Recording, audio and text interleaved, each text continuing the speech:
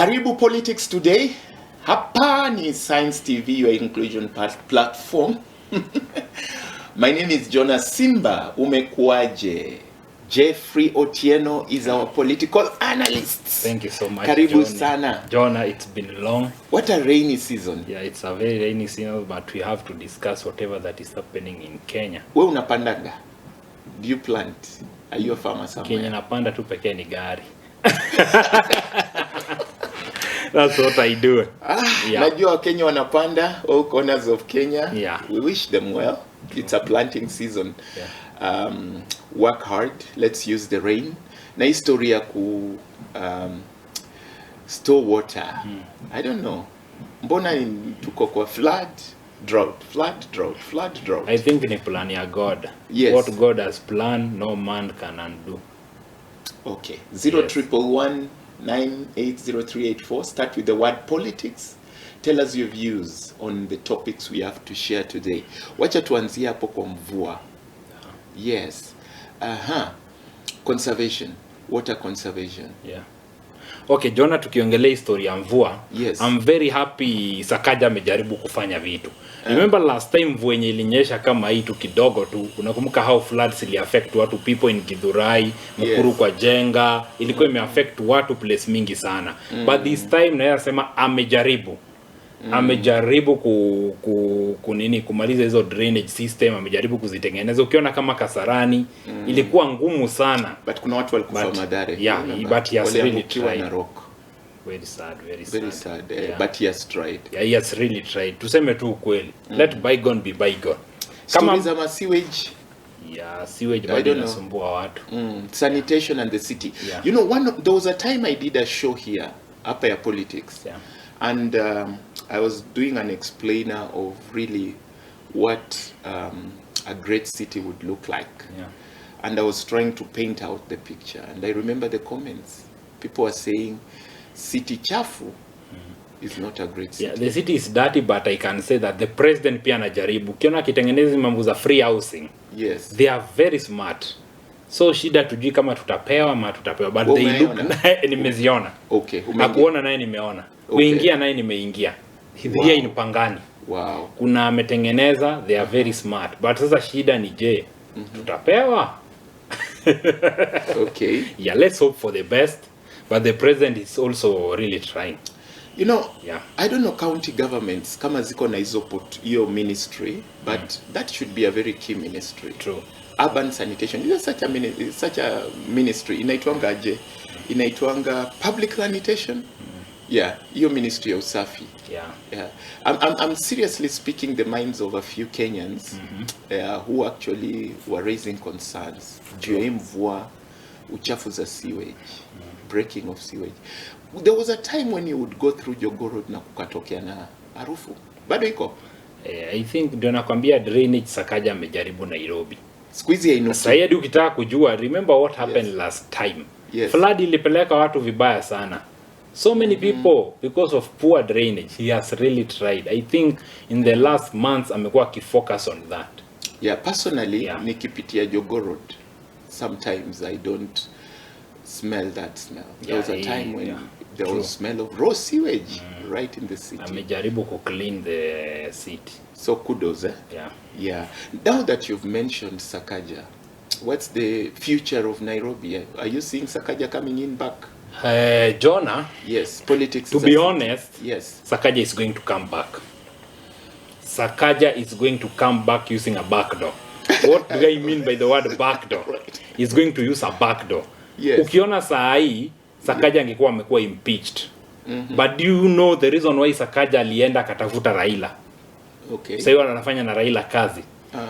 Right now as you are talking, Jonah, in the whole of Nairobi, MCA wengi ni wa ODM. Like 90% of MCR from ODM. Right. Na unajuanga watu wenye wanaimpeachingi governor is the MCA.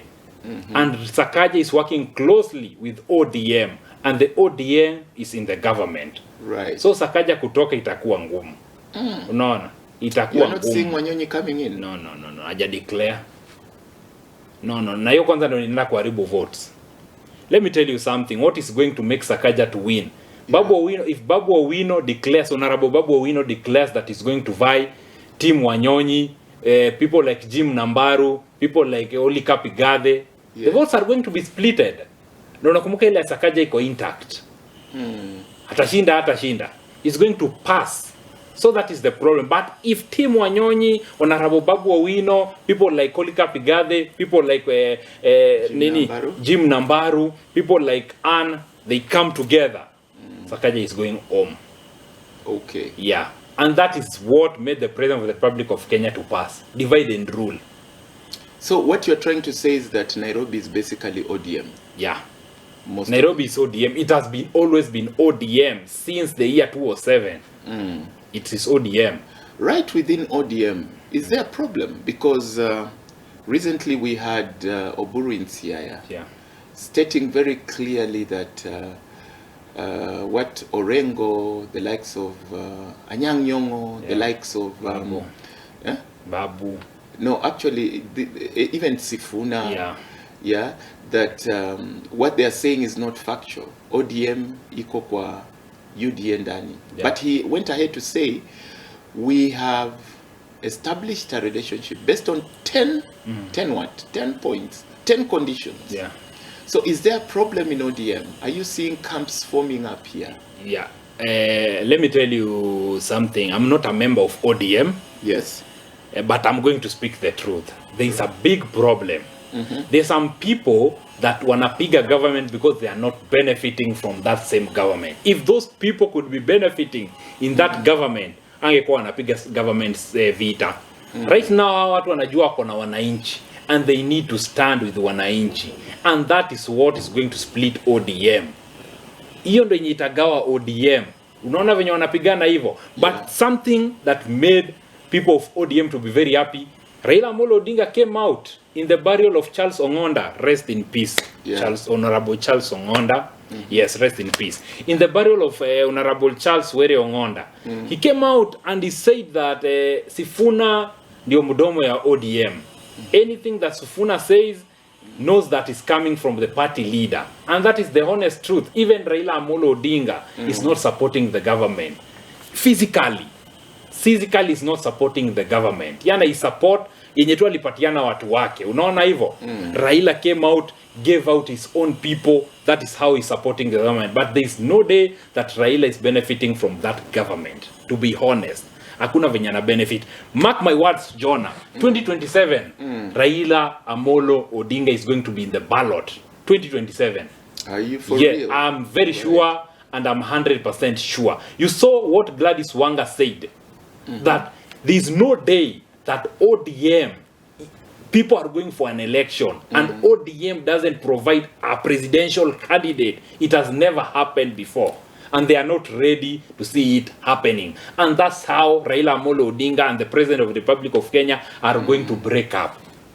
That is going to happen. Again. Say that again. That is how Raila Amolo Odinga and the President of the Republic of Kenya, they are going to break up.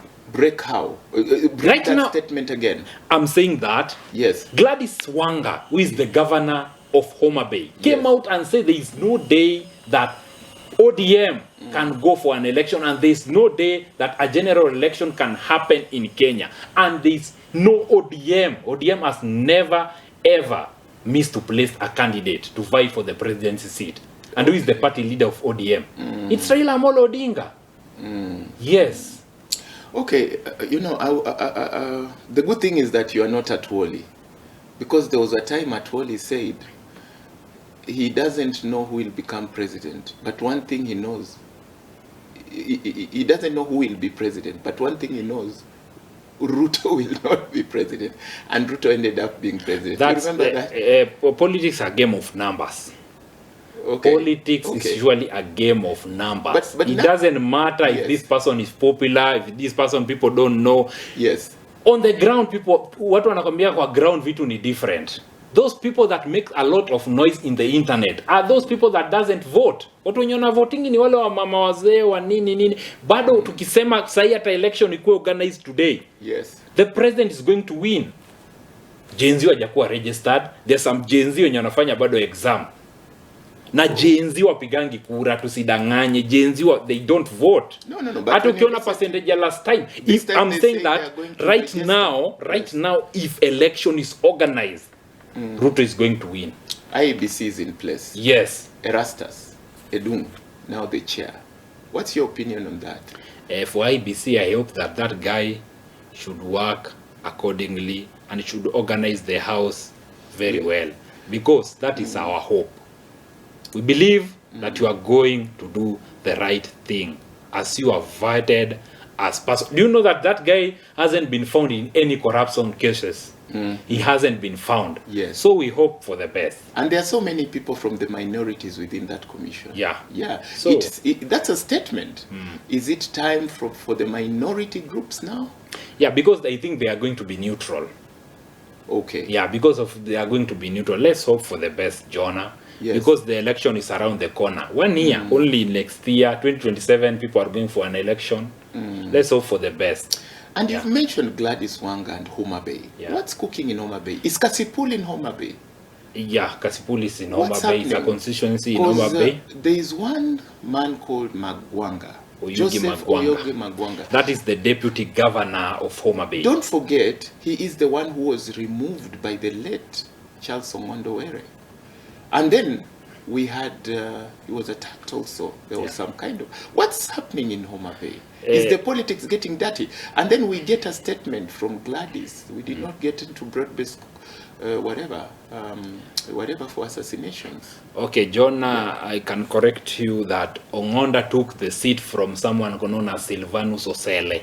Was the former MP not of not Oyugi Magwanga. Oyugi Magwanga wanted to vie for governor seat in Homa Bay. Right. And I thought Raila Amolo Odinga knew that the votes are going to be split. Like what happened in Meru.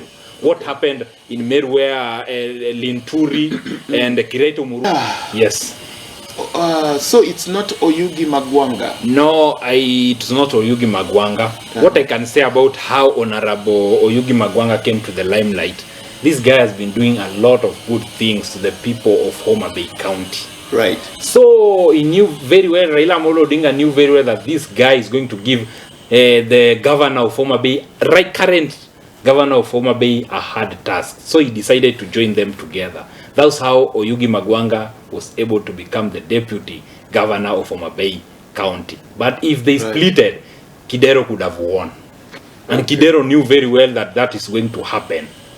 Yeah. Certainly, I know you don't agree this kind of violent politics. Yes. You know, there is something that, you know, it doesn't, you know, meet the eye. Yeah. Something is happening in Homa Bay that maybe we need to understand what's happening.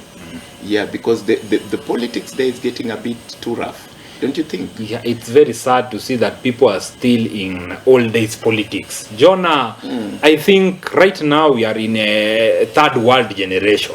If people are going to get us to a one world generation, it doesn't make sense. These were early Stone Age politics. So, this is the time of people of Homa Bay should wake up. Violence and because of politics being used by politicians, that is something that went. You cannot be just given 8K to go and do something that you are going to spend your the rest of your life in jail just because of 8,000. How could that 8,000 last for how long? It doesn't make sense. It's time for us Kenyans to wake up. Right. It's time for us to stand up and stop being used by these politicians for their own benefit. Right now they are claiming to be innocent, but are the same people that are spearheading and attacking their own.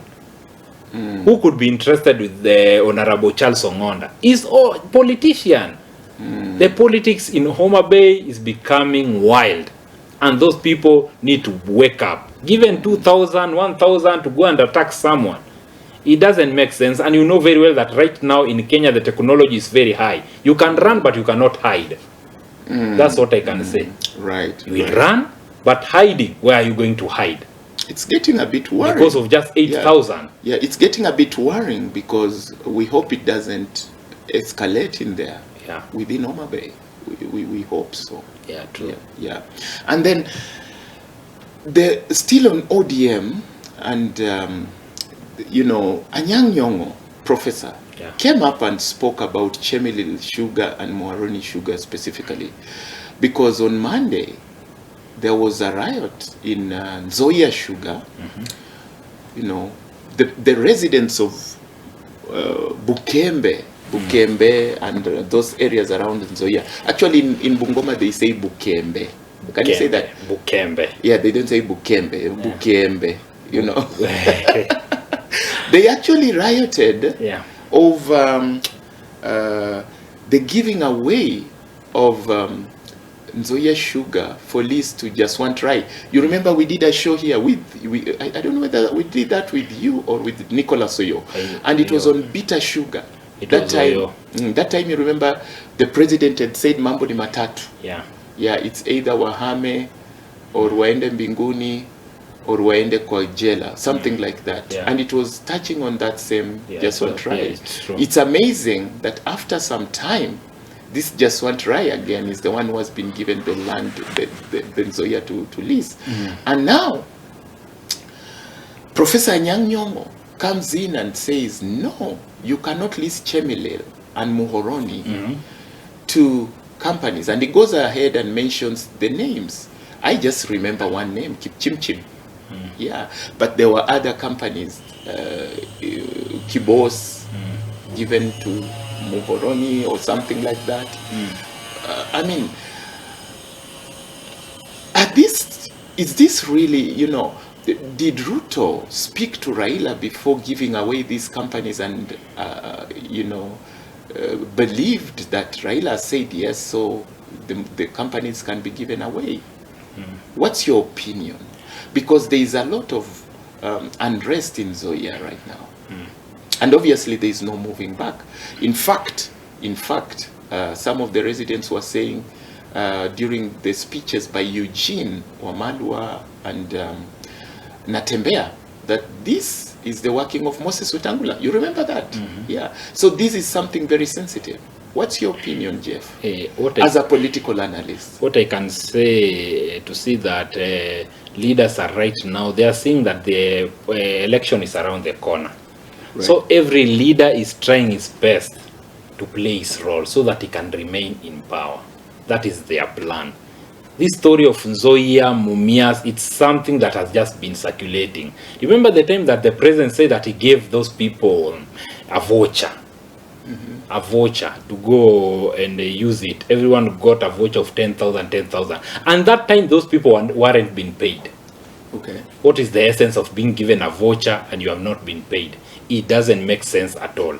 Something needs to be done, and the government need to wake up and fight for the right of the people. Yeah, this issue of Mumias, this issue of Chemelil, it has been there and is still there. It doesn't make sense. The leaders need to do whatever that they are elected to do, not to do something that relates to their stomach. Yes. Professor Anyang' Nyong'o says there was no stakeholder engagement. Yeah. And he went ahead and said the stakeholders is him and us. He actually pointed on the people there, the journalists, and the people there said it's me and you. We are the stakeholders. I mean, does that mean that he's not reading from the same page with Raila? Because again, coming back to the issue of CDF, you remember Raila supporting the takeover of CDF by county governments, and some leaders being against that. Is there a problem in stakeholder engagement within ODM? John, we are getting camps now. Jonah, what I can say about Raila Amolo Odinga, that guy is not even part of the government. Whatever this is, just a person like me, a common mwananchi like me. He can't be. Because that guy doesn't have a position in the government. He's just mwananchi wa kawaida. Really? So whatever the governor is saying, no, Raila is an enigma, my friend. Enigma. I have no comment. According to you. All right. That's according to you. But according to me, I see him as a normal person, a calm person. So whatever that he says should not be taken seriously and should not be taken as something that people need to follow. Whatever the governor says, because this is someone that has been elected, should be taken with a lot of caution. Let's move to Kisii. Now we've moved from Homa Bay. We've seen so much happening in Homa Bay. Yeah. Another county which is having a lot happening in is Kisii. What's happening in Kisii? We hear of Fred Matiang'i. Is he in the country, by the way? Jonah, thank you so much for that question. Right. Fred Matiang'i, I think, is going to be giving the President of the Republic of Kenya a hard time, 2027. You saw the reception of Fred Matiang'i the time that he came back. You saw how people celebrated. That is something that people didn't expect it to happen. Even Matiang'i himself, he didn't believe it. He told the people of Kisii that right now, you have given me the opportunity and you have proved and you have confirmed that I should go for the bigger seat. Let me go and finish with my people and come back as a free man. If you want to know that Matiang'i is going to give Ruto a hard time, you saw after that rally what happened. The people in the government were afraid and they were talking. Someone like Imani Ishungwa came out and said that hiyo ni upepo wa kupita. They didn't expect that to happen. Silvanus Osore said that those people were paid. Nothing like that. You can't pay a mammoth of people to come to a rally, yet you doesn't have anything. Matiang'i has proven people that he can vie for the presidency seat, even if Raila Amolo Odinga came out and said that Matiang'i cannot win election 2027. You saw it the time that he went to Kisii, and he got a bad reception from the people from Kisii. Onyonka is in ODM. He was there. The governor of Nyamira was there. The governor of Kisii County was there. It means that Matiang'i is a man to watch 2027. Fine. But the problem comes here. Maraga from Kisii wants to vie. Right. Morara Kibaso wants to vie. What is really going to happen? And then the other question begs. Yeah. Is this Kisii block going to be ODM? Because we have Simba Arati in ODM. Remember, Simba Arati is also a force. Yeah. So are we going to see Kisii going with ODM? Or are we going to see a totally new party being formed? John, as you are talking right now, ODM is split. There are two ODM Part 1 and ODM Part 2. ODM Part 1 is in the government. ODM Part 2 is outside the government. There is conflicts in ODM. So, right now, we don't know what will really happen. This 2026, people may get out of ODM. Don't be surprised. Right now, the people are the ones that are wanaamua nani ndiye anaenda kuwa president. Right. Wananchi ndio wanaamua. And the politician washajua that wananchi ndio wako na power ya kuchoose who is going to be the president, who is going to be the MP, MCA. Independent candidate wanaenda kuwa wengi sana. And in the next parliament, wananchi wa vijana wanaenda kuwa wengi sana. All right. Yes. But you've just said that vijana hawachukui kura. Yeah. That's what you said. I said that if election is organized, hata tuseme election imefanyika leo. Yes. Ruto is going to win. Election ikifanyika saa hii venye tunaongea. Okay. Ruto is going to win. And you're basing that on the because the fact is that bado Gen Z wajachukua kura.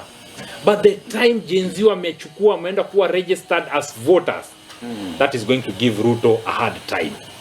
Okay. Yes, and he knows that. And the reason why Ruto brought Raila to the government, he knew very well that for me to remain in power, Ruto angekuwa amekuwa impeached.